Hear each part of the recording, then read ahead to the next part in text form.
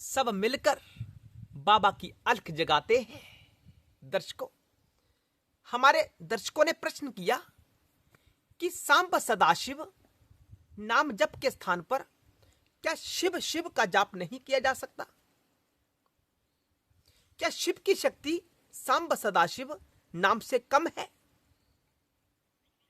तो इसी के ऊपर चर्चा हम आज करने वाले हैं।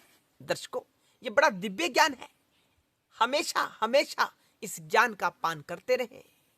इस ज्ञान का पान जितना किया जाए उतना ही कम होता है।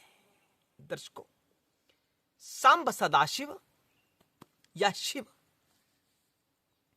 शिव कहा तो इसका अर्थ हुआ सब कुछ जो आंखों के प्रत्यक्ष है, पंचभौतिक, यह भी शिव है। इन पंच भौतिक तत्वों के माध्यम से जो ढांचा निर्मित होता है, उनके भीतर जो चेतन तत्व है वह भी शिव है। इस ब्रह्मांड में या ब्रह्मांड से बाहर जितने भी देवी देवता हैं सब शिवात्मक है, यानी शिव का ही स्वरूप है, शिव से ही है, शिव का ही स्वरूप है। ब्रह्मा, विष्णु, रुद्र शिवात्मक है। लिंग महापुराण का यह महावचन है। शिव कहा तो सबकी आराधना उपासना स्वतः ही हो जाती है। काश्मीरी शैविज्म में 36 तत्वों का वर्णन है। 36वां तत्व शिव तत्व है, अंतिम है। श्री कृष्ण ने अर्जुन जी को जो अपना विराट स्वरूप दिखाया था, वो आत्मा के बल पर ही तो दिखाया था। आत्मा का बल इतना जागृत श्री कृष्ण जी का, यानी वो शिव को जीकर बता रहे हैं, यानी स्वयं शिव ही हो चुके हैं। वो शिव की ख्याति है, शिव का वैभव है कि सब रूपों में शिव ही शिव है। शिव की आराधना यही नहीं, प्रत्येक स्थान पर होती है। अभी अभी शिव की आराधना आरंभ नहीं हुई। जब से सृष्टि काल है तब से शंकर की आराधना हो रही है। ऐसा है।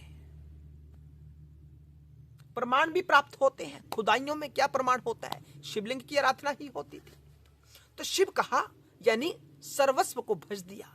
शिव के अतिरिक्त को दूसरा नहीं है। शिव का स्वरूप यानी कल्याण, कल्याण का स्वरूप यानी मोक्ष, मुक्ति।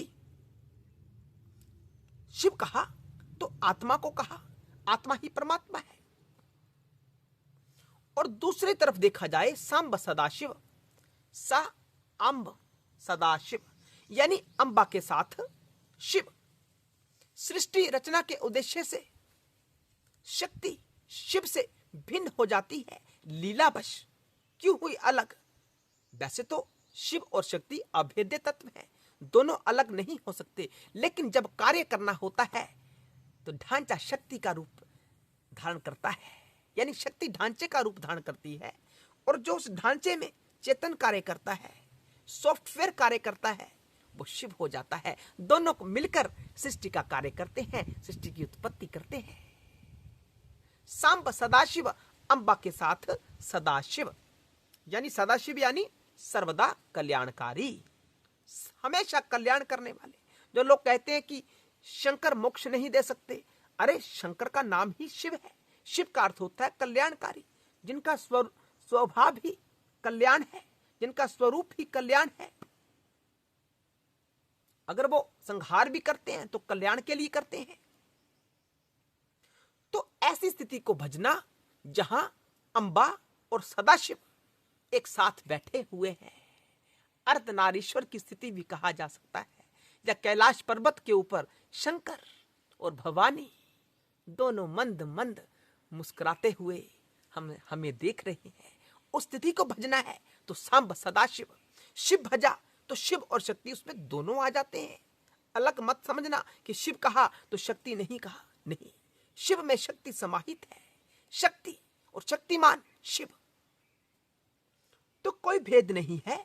इस आडंबर से बाहर आए, इन बातों से बाहर आए कि शिव नाम जपना कम रहस्यमयी है। शिव शिव शिव।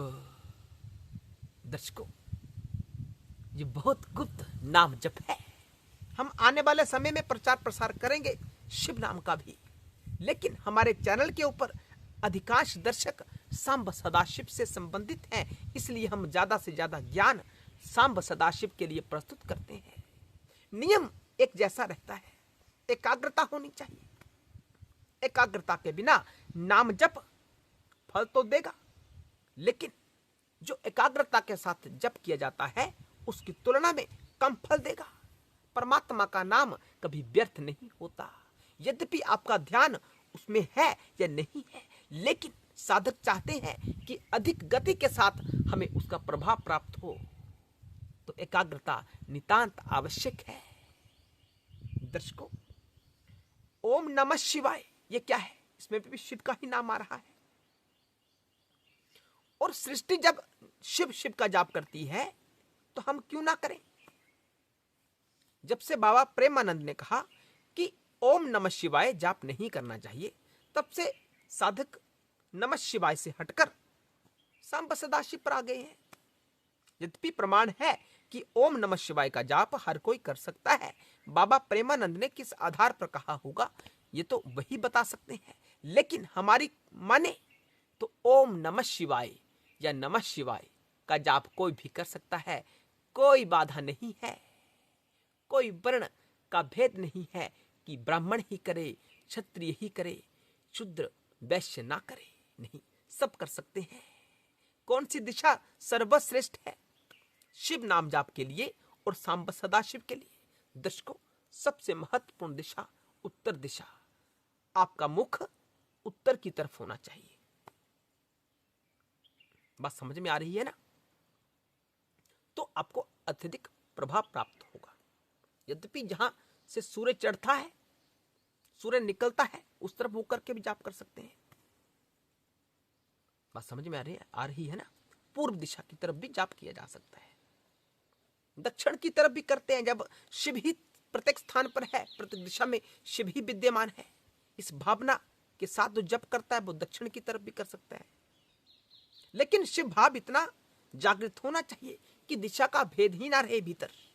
दिशा का भेद भी करते हैं और दक्षिण में करते हैं तो उसका फल थोड़ा नकारात्मक हो सकता है। जब यह भाव प्रबल हो गया कि शिव ही सर्वत्र है, तो आप किसी भी दिशा में बैठकर जप कर सकते हैं। समय नाम जप के लिए प्रत्येक समय शुभकारी होता है। कोई विधि विधान नहीं होता है कि कैसे जप करें। चलते फिरते, उठते बैठते, सोते जागते, जैसे कैसे भी बोलकर भी कर सकते हैं और मानसिक रूप से भी कर सकते हैं। तो जाप करें या ना सोचें कि नमः शिवाय करें, शिव जाप करें या सांब सदाशिव करें, कोई भी कर सकते हैं, लाभकारी ही होगा। हर हर महादेव।